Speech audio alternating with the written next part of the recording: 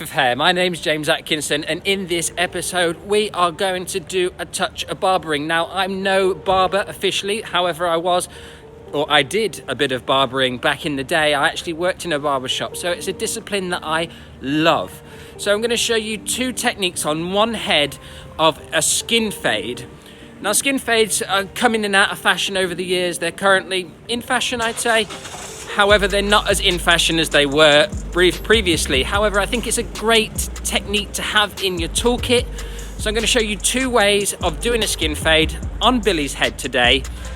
And hopefully one of the two ways will suit your style. First things first, with a skin fade, we need to put in a guideline. The guideline ensures that we don't take the shortest part of the haircut too high, e.g. the skin element of a skin fade.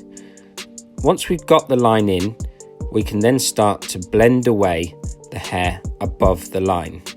As you can see, one side I've used scissors and the other side I've used clippers.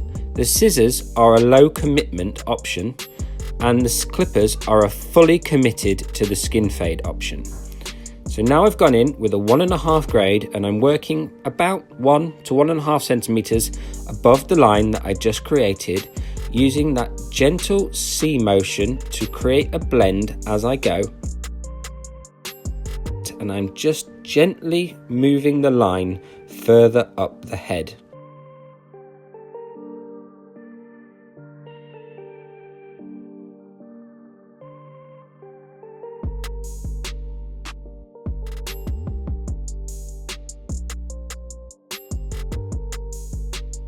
Once we've blended, we can then turn our attentions to removing some of the hair below the line we created.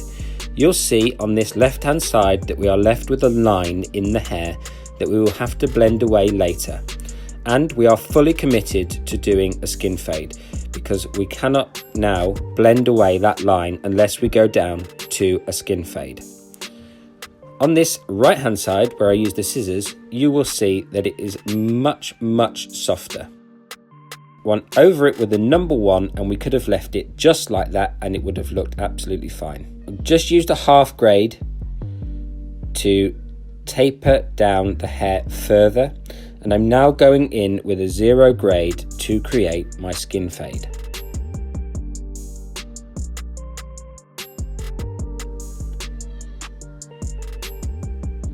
I'm having to be much more careful on this side about blending my 0 because I've got no guideline to work to.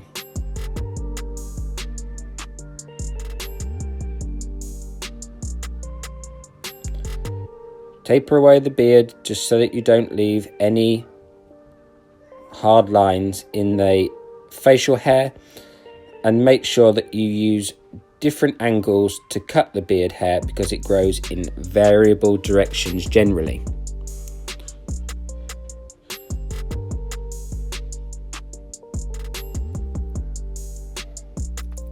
The balding trimmer. Now, because we've got that hard line cut into the hair, we can now go in with the balding trimmer and simply remove the hair from underneath the line, not worrying about creating any blending or anything else at this point in time. It is simply a case of removing hair.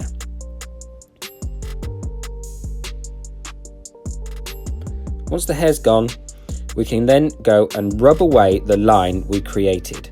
And first of all, using a 1/2 grade, and I'm simply just dusting over the line over and over to remove the weight that I created by using the mini trimmers to put in my initial guide. Once I've gone over it with a 1/2, I can then convert down the lever so that I am on a 0 grade, and I can further remove the line in the hair so that we are getting a perfect blend on Billy's hair. Once I've done that, I'll then assess how much of the weight I need to then remove above my initial blend. This is dependent on your skill or your preference. You can use clippers with guards, you can use clipper over comb or scissor over comb.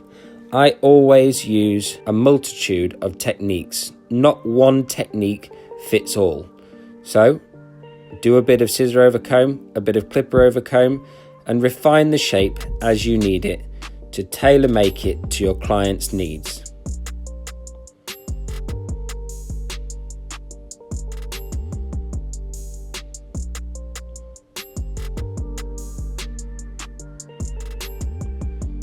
Check for balance, and there we have it, the skin fade.